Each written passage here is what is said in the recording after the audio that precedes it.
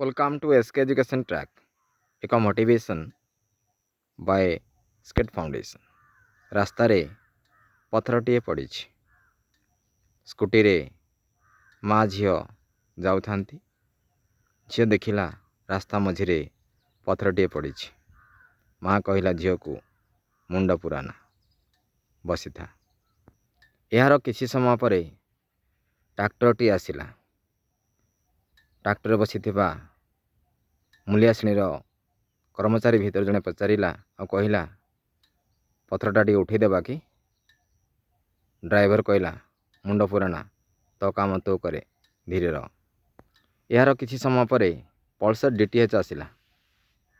ସେଥିର ପଛରେ ବସିଥିବା ଭାଇ କହିଲା, ପଥର ଉପରେ ଚକା ଚାଲିଗଲେ ଜୀବନ ଚାଲିଯାଇପାରେ, ପଥରଟି ଉଠେଇଦେବା, ଟିକେ ରହ। ଡ୍ରାଇଭର କହିଲେ, ମୁଣ୍ଡ ପୁରାନା, ଧୀରେ ବସେ।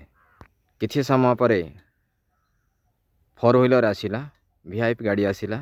ସେମାନେ ଦେଖିଲେ କିନ୍ତୁ ନୀରବ ରହି ଚାଲିଗଲେ। ତାହାର କିଛି ସମୟ ପରେ ବସ୍, ଯାତ୍ରୀବାହୀ ବସ୍ଟି ଆସିଲା। କ୍ଲିନର କହିଲା, ସେଠିକି ଉଠେଇଦେବା, ଗାଡ଼ି ସ୍ଲୋ କରନ୍ତୁ। ଡ୍ରାଇଭର କହିଲା, ଗାନ୍ଧୀ ପରି ହୁଅନି, ଗାଡ଼ିରେ ବସ।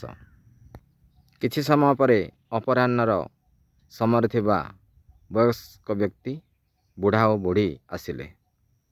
ବୁଢ଼ୀ କହିଲା, ପଥରଟିଏ କାଢ଼ିଦିଅ, ବହୁତ ସମୟ ଧରି ପଡ଼ିଛି। ବୁଢ଼ା ହଁ କହିଲା ଆଉ ପଥରଟିକୁ ବାହାର କରି ଫିଙ୍ଗିଦେଲା। ଦେଶ ପାଇଁ କାମ କରିବା ମାନସିକତା ଅପରାହ୍ନ ବୟସରେ ଆରମ୍ଭ ହେଲେ ବିକାଶ କେତେବେଳେ ହେବ, ଏହାକୁ ନେଇ ବଡ଼ ପ୍ରଶ୍ନ ଆଜି। ମୁଣ୍ଡ କିଏ ପୁରାଇବ?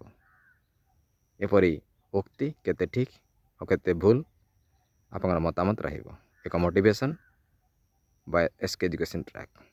Let's fill our country, fill our state, fill our district, fill our panchayat.